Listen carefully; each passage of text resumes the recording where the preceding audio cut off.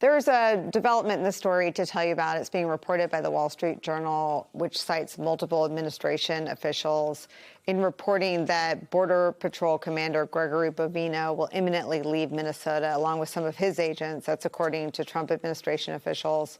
Bovino had emerged as this is the Wall Street Journal's reporting, quote, Bovino had emerged as a public face of the Trump administration's immigration enforcement activity in the state, accompanying agents on operations.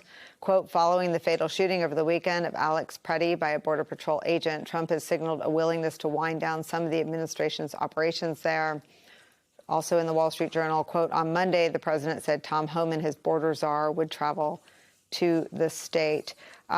Michele Norris is still with us. Michele, importantly, Gregory Bovino had been the subject of a judge's injunction to stop using tear gas against protesters. That judge saying that it was unconstitutional.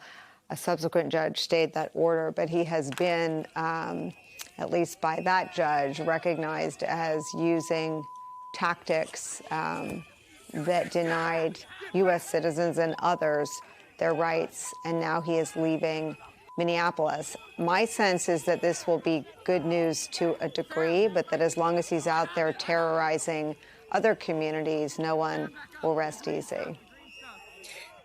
It's interesting. I think we're showing pictures of them there, where he actually hurled a canister of this chemical irritant into a crowd himself after the judge had told him that that this was out of bounds. And you would think that after something like that, he might pull back, an action like that. He might not participate in something like that.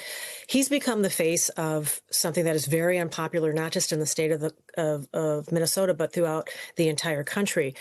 What we really need to watch closely is this just changing, the leadership at the top of this operation, or does it portend a change in tactical operations? When he leaves, well, a large number of the CPB agents leave with him. The officials who normally are engaged in a much more pugilistic kind of enforcement at the border, because they're dealing in that case with cartels and with traffickers. That kind of enforcement doesn't really have a place in urban America where you're doing interior operations. So will we see, a change in procedures that follows a change in leadership? I know that that's what people in Minnesota are hoping for, but I'm not exactly certain of whether that's going to happen now that Homan comes, because Homan has been engaged in, some pretty pugilistic rhetoric himself. And he, like Bovino, likes to be out in the field, out with the agents as they're involved in these actions. We've seen that in other places.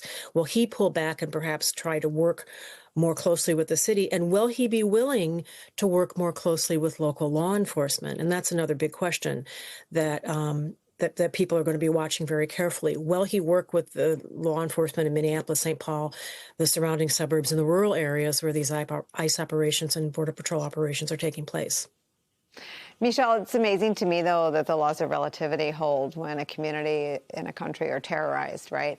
Only Greg Bovino makes Tom Homan a good news story. Tom Homan, the subject of some incredible reporting, including from our colleagues, about a $50,000 bag of cash, an investigation under the Department of Justice under two administrations, reported to have been called off, the change of administrations from President Biden to President Trump, and someone who, in an interview with our colleague Jacob Soboroff, said, quote, people will die, in talking about the ICE activity in Los Angeles.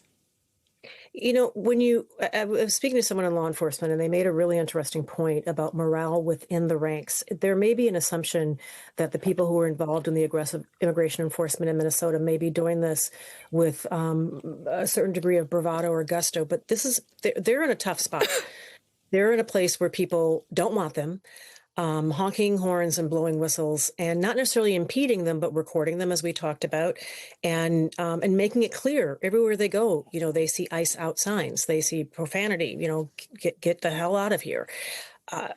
The person at the top is responsible to a great degree for the morale within the ranks of a law enforcement organization, and that is if you're dealing in a volatile moment, you want the right person in that position. And Greg Bovino. It's not clear that he was the right person. Now that he's leaving, it's not clear that Tom Homan is the right person. But having the right person there would go a long way toward creating a degree of sanity and stability in a state that really, really needs it right now.